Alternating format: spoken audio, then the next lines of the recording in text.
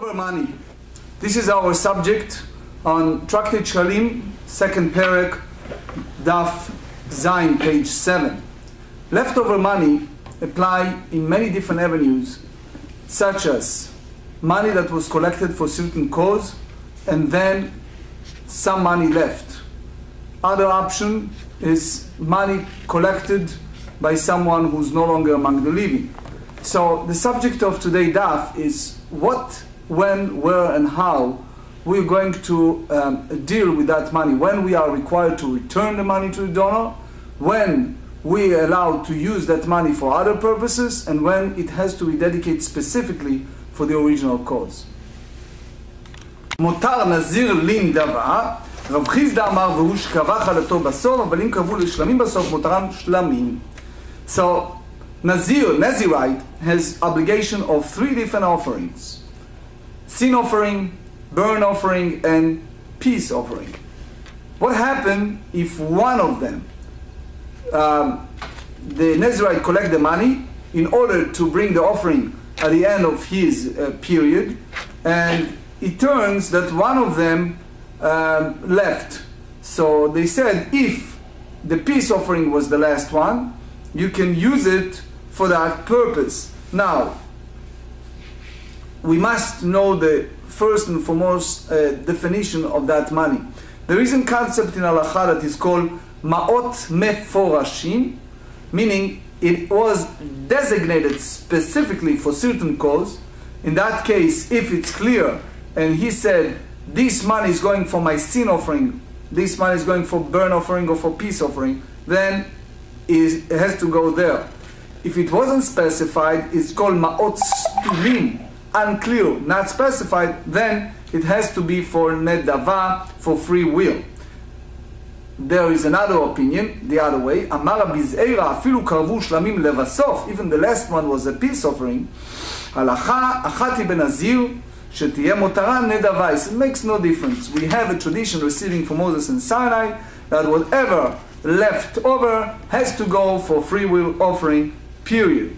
So in short, even a Nazirite that dedicate something for his offering and he passed away, then is no longer have an obligation upon him. So he said, how you handle it? So he said, this is a tradition received from the ancient time, Moses and Sinai, to our times. It's go for the free will, but free will offering. Now we have a important astute point involved with this, which is matnita mesayah lanu, matnita mesayah ledein. We have 2 different brightot. Each of them bring a source of approval to each of the contradicted statement. מתנית מסייע לרבי זרע אף אלו מעות סתומים כל שמי חטאת מעורבות בהם. The one brighter is approved to what Rabbi Zeir said. He says this is a unspecified money, so it goes, since he bought this offering, it's go to the voluntarily act of this shofar. This we explained that this is the collected pushke. So all those the sin offering involved with that, as long as is one of them the sin offering, it's go on that purpose. It's always depend upon what happened at the time of the dedication, when he put aside this money. If it was unspecified money, including money for the sin offering, it's not it's not specified, and it's go for free will. Matnita mesayah Rav Chisda. We go also the other way by Rav Chisda view. Elu lechatati v'ashar leshar neziruti. This one for the sin offering, and the other goes for the Nazirite. Umet, he passed away before he bring this offering. Dmei chatat yelchu לים המלח, ולא נהנים ולא מועלים. והשאר יביאו חציו עולה וחציו שלמים. The money for the sin offering, since the fellow is no longer among the living, you have to get rid of them. You bring it to the Dead Sea in that sense, and it's over. You can't use it. But the rest, his inheritors, take half of them, burn offering, half of them, peace offering, and bring it for a voluntarily free will offering. So if someone unwittingly use that money for his own purpose, for his own will, it's considering a misuse of consecrated item. But if it was partially, he's not under this category, because there is a pasuk that called in Leviticus 5, Kodshei Hashem, what is consecrated for God. And this is specifically something that dedicate, quote unquote, totally for God, but not for this one. So if it's only partially used, it's not under the category of me'ilah, of misuse, because we said he was deriving joy only from those who dedicated for peace offering.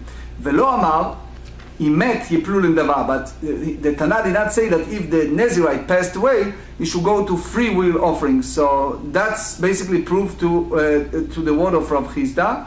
And Rav Chaim Kanievsky explained to us in his explanation of this Gemarrah that here you have a proof, not only the point that Rav Chisda made, because after he selected aside this money for the sin offering, so the rest of the money cannot go for the voluntarily free will money. You have to buy for them either burnt offering or peace offering, because that's basically the point of Rav Chisda. Because if you said, according to Rav Zera, that whatever left over is go to free will, so by having this Nazirite no longer passing, everything, all the money turned to be a burnt offering money. So even he used for the small amount of the shve pruta, very little, it's already considering misuse. Rav Chisda amar mutar lachmosh nazir yurkav. Whatever left from that loaves should be spoiled, because you cannot use it. It's left over. So because it is dedicated for that purpose. He is passing, so he cannot have any use for that. Amar Rabbi Yossi ve'yaut. Rabbi Yossi said it's correctly. Rav Chisda said that you have to leave it in that way. To bring it without Nazirite, you cannot do it, because the loaves cannot be offered by itself, but only together with ירושלמי. ולהקריבו נזירות אחרת, אין אתה יכול שאין לך נזירות באה בלא לחם. You cannot have the Nazirite get out of his process of accepting upon himself Nazirite, and he was obligated to also bring the offering at the end of that process, and that's part of that is the loaves. Therefore you have to say that whatever left over needs to be spoiled and get rid of that. Now we go to the libation of the offering of Nazir, which is the wine and the oil that combined with the burnt offering and and the peace offering of Nazirite that is go together on the altar. The same manners that they need to be spoiled. So the Gemarrah rejected and said, whatever left over for the libation of his burnt offering, regardless, since it's the whole Kodshei Kodashim, which is the holy of holies, so therefore it has to be free will offering, go to the shofar nedava, the same way it's left over from the sin offering and guilt offering. So now Gemarrah said, Al Da'ated Rabbi Yossi bar Rabun, Shmuel, or Aliba de Rav Chisda mutar nesachim b'Rav Chia, or Shmuel Rav Chisda Rabbi Lazar, Shloshtam Ruda Bachara, all the three said the same thing, that all left over from the Kodshei Kodashim, even those that is not sin offering, guilt offering, go to a free will. And the Gemarrah elaborates on that. Rav Chisda, Rav Chisda follow the way that we just said. Shmuel, follow what we studied in the previous page, 6b. When I was living in Babylon, I heard Rav Yehuda ask the great said Shmuel, if someone dedicates the money, shiklo, and then before he give it to a treasury, he passed away, Shmuel said you have to go to the free will offering. The same way, Rabbi Lazar, Amar the Itmar, Mutar Asirit Hayafa Shelo, high priest, Kohen Gadol, that put aside money for a solid mincha, and then he bought whatever needs and his money left over. So what do you do? Rabbi Yochanan said you cannot use it, you have to get rid of that, you have to bring it to the Dead Sea over. Rabbi Lazar, you can use it for a free will offering. Rabbi Lazar said because this mincha offering is considered Kodshei Kodashim, because it's fully put on the altar, and therefore whatever left over can go for the free will offering.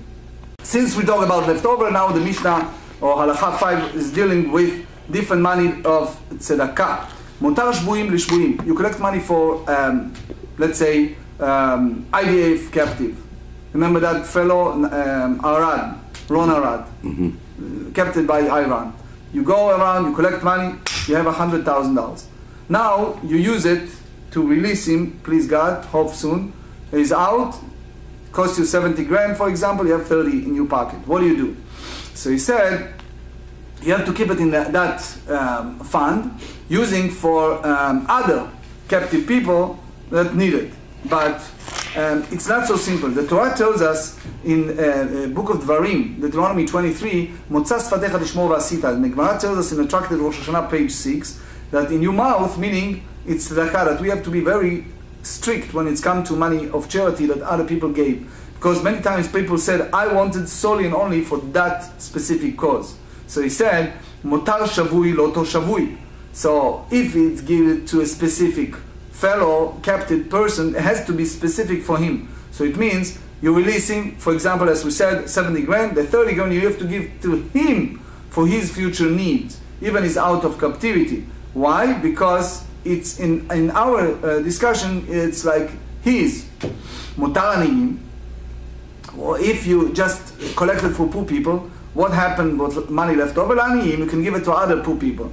Motar ani lo to ani. If you give it for a specific indigent, and you said, this is for Mr., let's call him Reuven, so you cannot use it for other poor people, you have to go solely for him, that's it, motar ametim.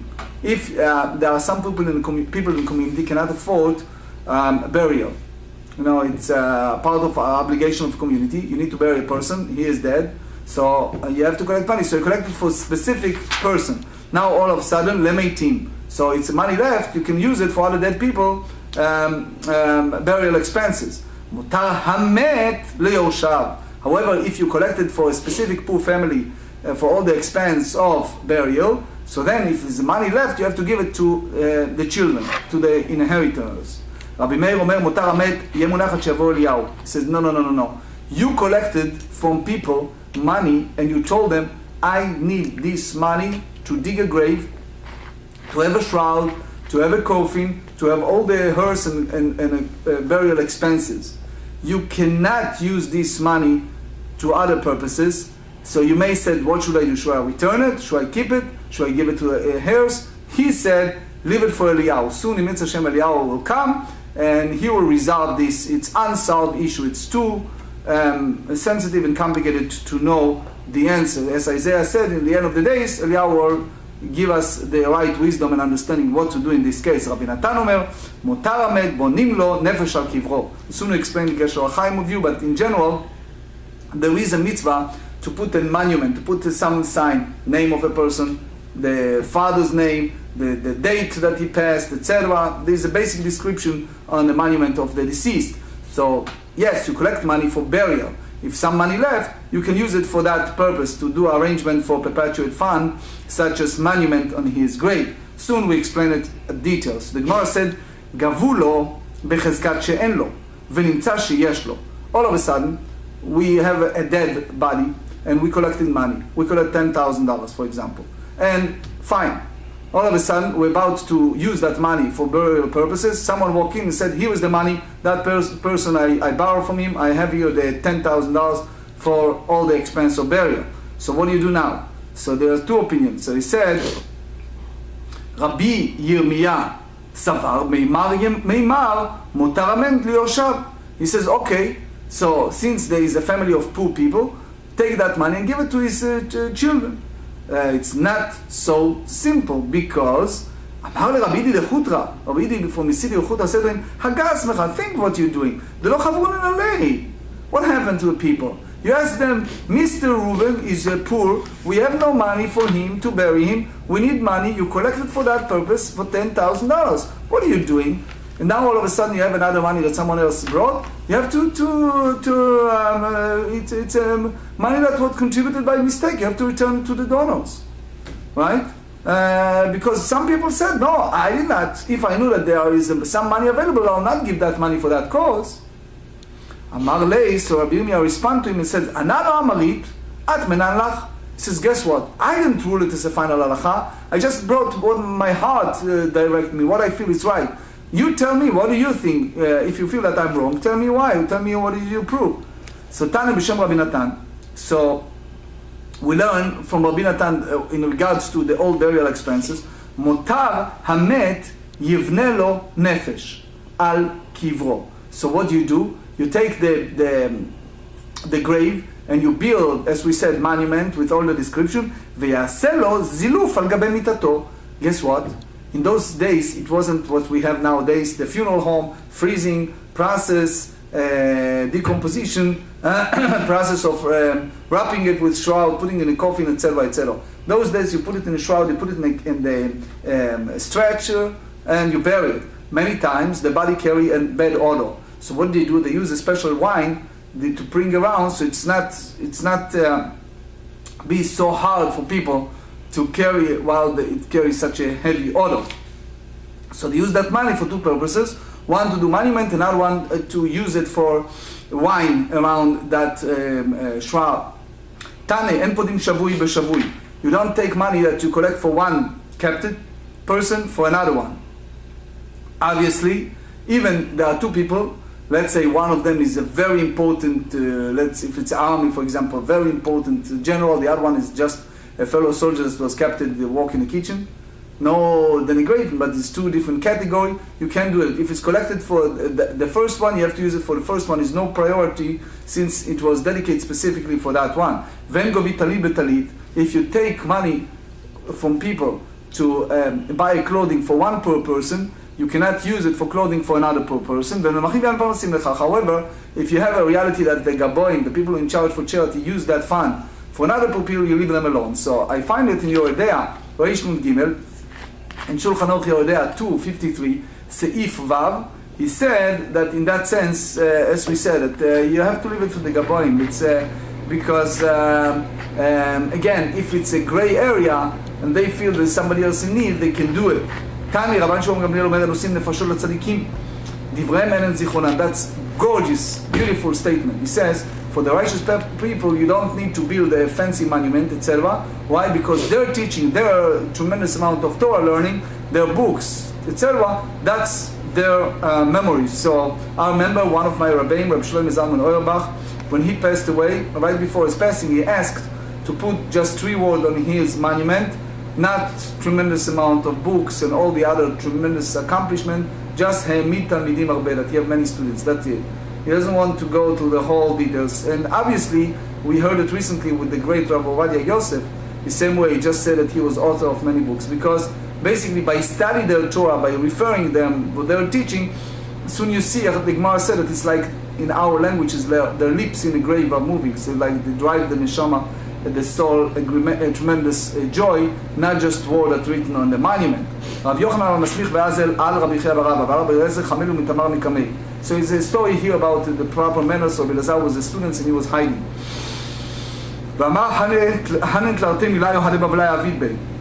So first I want to just refer another point before I forget. All the Achronim, the Chida, we heard this also from the Arizal, that they used to make a big monument. You go to the old cemetery, 16th century in Sefat, you see a big monument with all these description for the righteous people. So I saw in the book by Rabbi Tokochinsky called Gesher V'Chaim, The Bridge of Life, the second volume, chapter 25. So he said there that it's 3 different portions involved with the tziyun. One he said that, which we call in Ivrit seed, which means that's you do in the tziyun for every single person. You put something that avoid any ritual impurity, any tuma. The second one, you have a matzeva. Matzeva is the basic monument, like you read about Yaakov that did for Rachel in the Torah. Jacob did for Rachel. So the future generation knew that he's a tzaddik, that is someone righteous, tzaddik, buried there. But the third one is called in Ivrit andarta. You make a big fancy monument with all kind of poem and songs and the description, etc. That's waste of money because basically it's no real toilet, it's no real outcome. The Gershon Chaim said you shouldn't use it for that purpose. Anyway, so he said Hanum Ablai Avid Bei. So he saw the students that run away and is not greeting properly. Chad lo shal b'shlomei v'od mitamar. First he didn't greet me, he said hello. The second one he hiding from me. אמר רבי יעקב בר אידי, כך נהגים גבון. The Zera lo shal b'shlomei derabba. The young students feel very, very bashful, very shy to ask the big Rebbe, how are you, how are you doing today, etc. Dinu nagud mekalmin, Raul niyarim minechbao b'shishim kamu v'amad. We say in the book of Yov, chapter 29, that that's the decorum, that's the custom, that's the minhag, the manners. They used to do it. They embarrassed to do it. Amar lei, ma'ol me'avad kamed adur atzalmi. What about if we're passing those idols? How should we have? Amar lei, ma'ad paliga karavu kamu v'samenoi. Pass by those idols and drag out the eyes, which means show that you basically belittle that idol. Amar lei, Yahud Rabbi Eliezer Avid v'lo avar kamach. So it's good what he did, because otherwise it looks like he is not respecting you enough. Now it's very important. The whole idea of giving credit, when you're referring to someone teaching someone, you have to be careful to quote. I'm saying it also as a teacher, as a professor in a college. I said to the student, be very careful when you're writing assignment in those midterm, in those finals, whatever it is. You have to quote clearly the source where you take from. The same applied to Rabbonim and everything else. You have to quote. So here is a story. נכנסו לפניו רבי ימי ורבי אסי. אמרו לו, רבי ככה מעשה בבית הכנסת תרסים בנגר שיש באותו לוסטרה. So it was a disputation in that shul in regards to Ilchot Shabbat, is about the bone building. So it was a big disputation. And this great Rebbeim, Rabbi Eliezer, Rabbi Yossi, have a different opinion in that manner. Rabbi Eliezer hold that it's some sort of melechet bone b'Shabbat as forbidden. The other one said no. So we are Zayin Amud Bet 7b. So it looks like boneh in Shabbat. So he said, that until they tore a Sefer Torah out of the anger. You mean to say that they really tore the Sefer Torah? That the Sefer Torah was torn. So there's two versions. Either one that they are arguing as a result that happened. According to Tosfot and others, it wasn't, God forbid, on purpose. Others say that it happens because of that. But in any case, it was, the Sefer Torah was torn. So that's very frightening. He said, I'm sure that this place that involved with fighting, and you see what happened, and this machloket, this disputation, the Torah was torn, is a sign that this is going to be a house of idols. And unfortunately that happened. So it's kind of a lesson for all of us to be very careful with kas, is like avodah zarah, like worshipping idols. This example is like saying the wall of the shuls, it has this klipot of kas, this anger of kas, of anger. So that you cannot compare that to what I was makpid on my student. They said the same way as Hashem commanded Moses, Moses commanded Yoshua. So they said that that's in the book of Yoshua, chapter 11, called the don't understand me that every single line or every single sentence that Yoshua teach is exactly he referring and give a credit to his teacher Moshe? No, he gave his drasha, his teaching, and everyone knows, since he was students of Moshe Rabbeinu, for sure that was what he learned from Moshe Rabbeinu.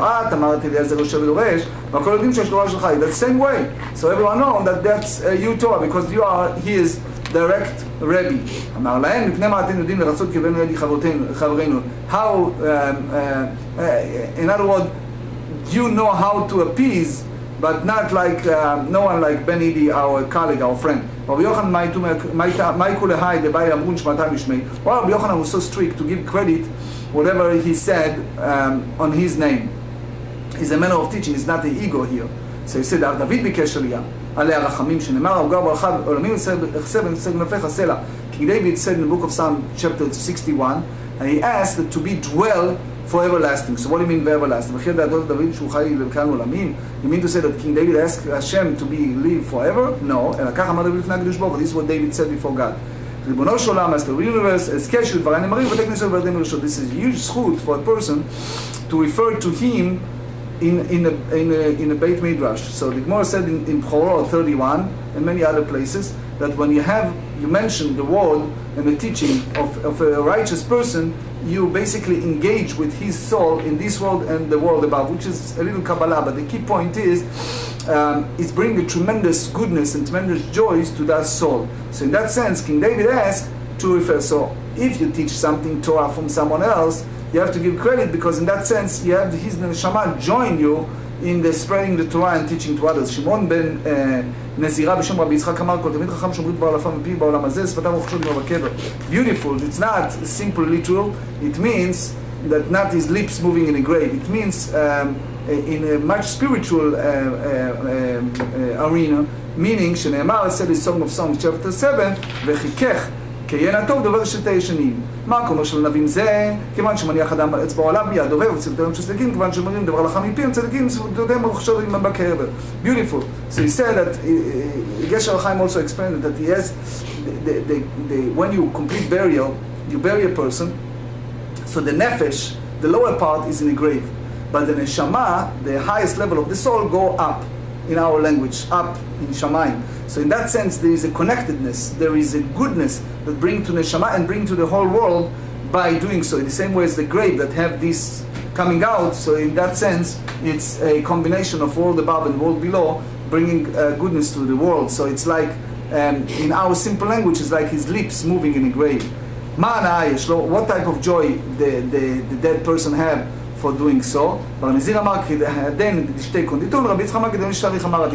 again, they're using anthropomorphic language, using human language. It says it's like drinking a excellent wine or old wine. It's bringing goodness to the world. It's live. It's still, even the drink, it still carry the taste of the delicious wine. רב אמר, אומר שמוע בשם אומרה, יראה בר שמוע כאילו עומד נגדו, שנאמר, אך בצלם תלך איש. Beautiful. He said, in בחוקותיי תלך, teaching Torah, it's like walking. So you have someone who's physically no longer among the living, but since you are quoting him and you bringing him to your life, you basically engage him within you. So it's bringing tremendous good to yourself, to the world, and to the neshama as well. כתיב, they said in book of Proverbs, chapter 20, רב אדם יקרא איש חסדו. זה כשאר כל אדם, ואיש אמוני מי ימצא, זה רבי זרע אדם. רבי זרע נתנה צריכים חששים לשמטי דרב ששת וגברה מפתחה. So here, the Korban Aidah said that Rav Sheshet was blind. As you know, Rav Yosef and Rav Sheshet didn't have the privilege to see.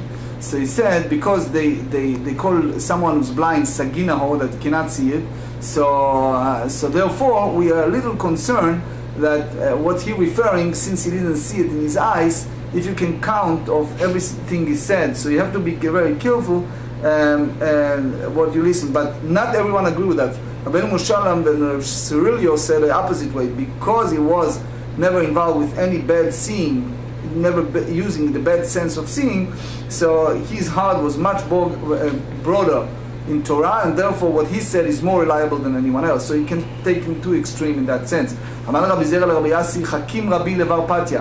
How we know Patya? The Atamar Shmatan Mishmei, that you said something on his behalf, you never see him. So you say, Amar le Rabbi Yochanan Amar Mishmei. Rabbi Yochanan said it on his name. Amar le Rabbi Zerah Rabbi Yasi Hakim Rav Beri. The Atamar Shmatan Mishmei. Amar le Rabbi Rav Amar Mishmei. So again, so this is the beauty of giving credit properly.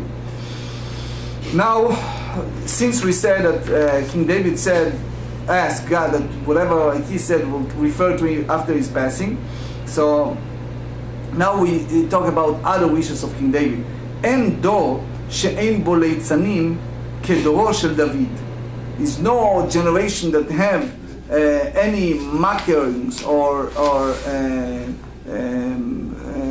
people who are scoffers, the same as the time of King David, because they knew what the prophet said to King David, that he will not build the Beit HaMikdash, only his son after him, King Solomon. היו הולכים אצל חנותיו של דוד, so they go by the window of King David, ואומרים לו, דוד, מתי בנה בית המקדש? King David, when בית המקדש will be built, so קורבן העדה said, משום דעה קדוש ברוך הוא, אמר לו, רק אתה לא תבנה הבית, since God told him specifically, you, King David, will not be able to build the בית המקדש, נמצא חיי דוד מעכבים בניין בית המקדש. It means that as long as King David alive, the בית המקדש cannot be built.